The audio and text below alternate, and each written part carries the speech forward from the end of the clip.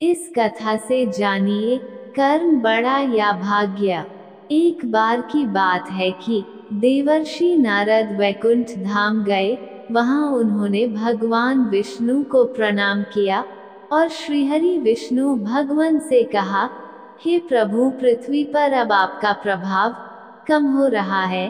धर्म की राह पर चलने वालों को कोई अच्छा फल नहीं मिल रहा और जो पाप कर रहे हैं उनका सब भला हो रहा है।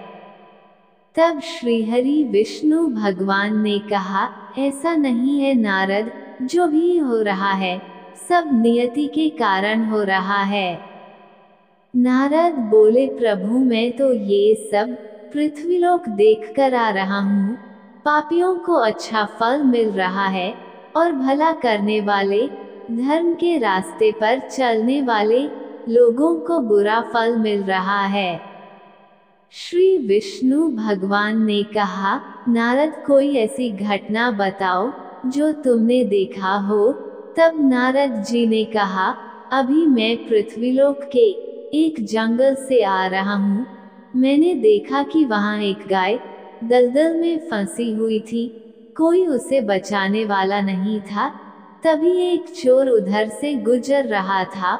वह चोर गाय को फंसा हुआ देखकर भी रुका नहीं, बल्कि वह उस पर पैर रखकर दलदल लांघकर आगे निकल गया।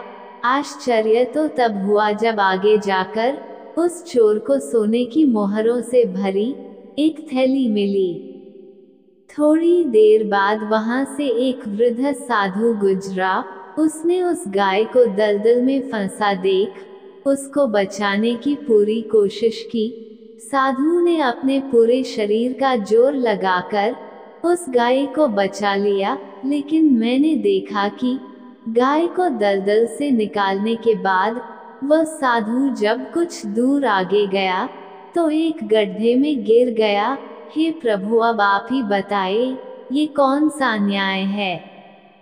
देवर्षि नारद की पूरी बात सुनने के बाद श्रीहरि बोले, ये तो सही ही हुआ नारद। जो चोर गाय पर पैर रखकर भाग गया था, उसकी किस्मत में तो पहले से ही एक खजाना था, लेकिन उसके इस पाप के कारण उसे केवल कुछ मोहरें ही मिली। परंतु प्रभु नारद बोले, बेचारे उस साधु ने तो कोई पाप नहीं किया था, फिर उसे गड्ढे में गिरकर मृत्यु क्यों मिली।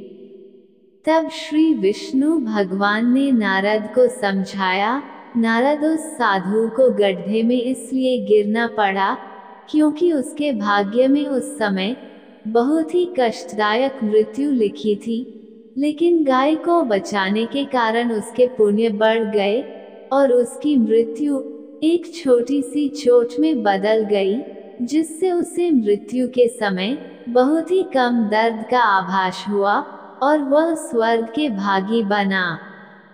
अब नारद जी संतुष्ट थे। इसलिए इंसान के कर्म से उसका भाग्य तय होता है। इंसान को कर्म करते रहना चाहिए, क्योंकि कर्म से भाग्य बदला जा सकता है। कथा अच्छी लगी हो तो मित्रों, हमारे YouTube चैनल को लाइक करें, कमेंट और सब्सक्राइब करें।